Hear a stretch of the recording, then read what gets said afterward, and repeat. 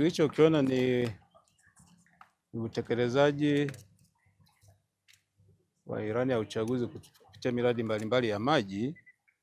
Tumejionea miundombinu mahala mbalimbali, miundombinu ya maji kwenye vyanzo vya maji, kwenye mitambo ya kutibu maji, lakini hata mifumo ya usafirishaji tumeweza kujionea wenyewe, na hata tumeenda pia kwenye bwawa la Mindu kule, tumejionea hali halisi ya bwawa ilivyo, na tumeona kuna haja ya kufanyia maboresho ili kuhakikisha kwamba basi maji yanaendelea kupatikana kwa wingi na kwa ubora ambao unahitajika.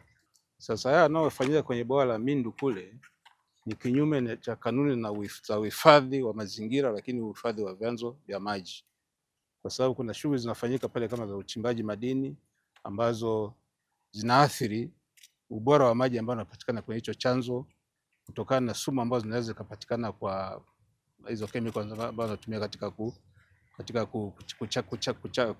kuchakata yale madini wanayochimba. Sasa tumetoa maelekezo kwamba hizo shughuli zisimamishwe na wale wote ambao wanahusika na uchimbaji pale waondolewe, ili tuhakikishe kwamba yale maji yanaendelea kuwa salama, kulinda chanzo cha maji, lakini pia hata kulinda mazingira kwa ujumla. Kwa sasa tumefanya uwekezaji mkubwa kwenye eneo la Kingolwila. Tumekamilisha mradi mkubwa wa usambazaji wa maji maeneo mengi ambayo kwa pati huduma. Maeneo ya Kitungwa sasa hivi tunaunganisha wananchi, tayari tumeshalaza matawi, kuna mabomba yamelazwa, tunaendelea kulaza.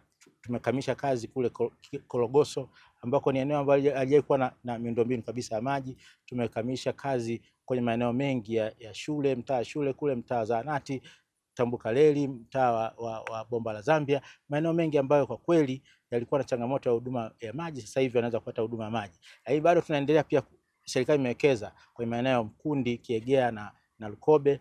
Tunapata zaidi ya fedha bilioni 1.331 kutoka serikali kuu, lakini na sisi tumechangia kama milioni 484. Kwa jumla kama bilioni 1.8 imewekezwa kwa ajili ya kulaza kilomita 194 Lukobe, Mkundi na Kiegea, na wananchi wameanza kuunganishiwa maji. Mpaka sasa tumeshaunganisha wananchi karibia 1900, 1828 ni karibia 1900 kufikia sasa, kwa sababu bado tunaendelea kuunganisha na kazi hiyo inafanyika vizuri. Kwa hiyo kazi kubwa inafanywa na serikali.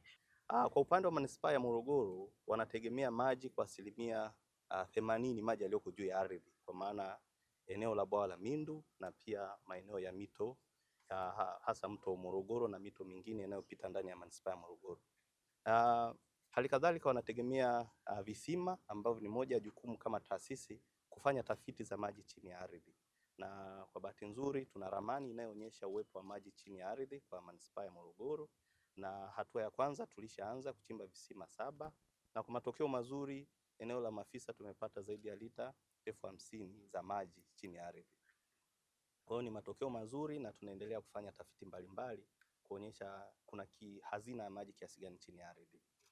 Kama taasisi hivi vyanzo vya maji lazima tuvilinde, na kwa kujumuisha na jamii ishiriki katika ulindaji wa vyanzo vya maji.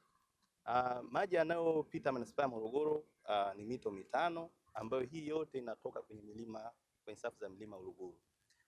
Tumeweka mipaka kama moja ya njia ya kuzuia shughuli za kijamii ndani ya mito.